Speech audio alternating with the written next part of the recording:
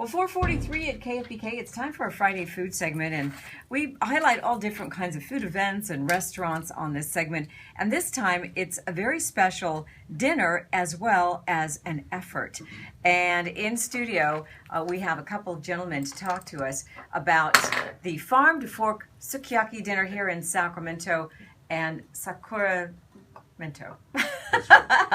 Justin Fanslaw and Patrick Harbison in studio. And thanks for being with us, gentlemen. Thanks for coming in. Absolutely. We're happy to come eat with you. Anyway, beautiful setup here. And there's a big Farm to Fork dinner on September 12th.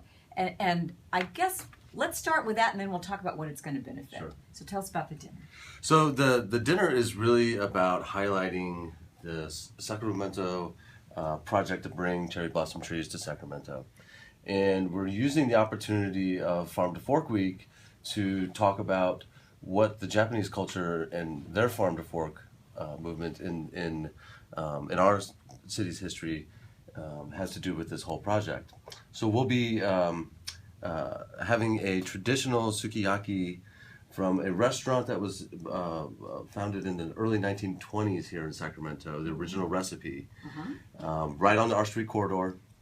The same week as, or September 12th, same week as the Farm to Fork Week. Gets going, yeah. Actually, it's almost a month now. That's right. We're celebrating, but it's actually the oldest and longest running Japanese restaurant in Sacramento, Kitty. So it's their family's traditional preparation style. So this could be really interesting. So let's talk about this project. The idea to bring cherry blossoms to Sacramento, where it's going to be, who's behind it. Tell us about that. Well, there's a whole bunch of folks that have been brought together. Councilmember Steve Hansen, Senator Dr. Pan, a number of the Japanese Cultural Center, a number of organizations, a number of our clients that we work with around town, volunteers from around Midtown. Everybody's kind of pitching in for this notion of how do we bring cherry blossoms to this town and create what's called the Hanami line. And it would be along the R Street corridor, is that right, or no? Actually, the location that's been settled on is along the river near the Powerhouse Project. Right. Okay. And so the idea, as it relates to Japanese culture, is that the cherry blossom trees are really kind of the center point of a gathering where people eat and socialize. And so we'd like to kind of honor that here in Sacramento with the same type of tradition. Okay, all right. So if somebody's interested in this project, and I'm thinking some people might be, you've got a website going, or how do you? Absolutely. Sakuramento.org, and I'll spell it for you. SAKURAMENTO.org. Okay, so we'll post that too, and it's going to be this Hanami line of cherry blossoms, between Old Sacramento and Discovery Park on the east side of the river. Couple interesting points too that kind of tie in. Kikkoman has one of their only 2 United States locations here in Sacramento. That's so right. There's a big Japanese culture that kind of already exists in our town, and so we really think that the Farm to Fork movement that we have already existing could really benefit from the inclusion of some Japanese culture and some cuisine.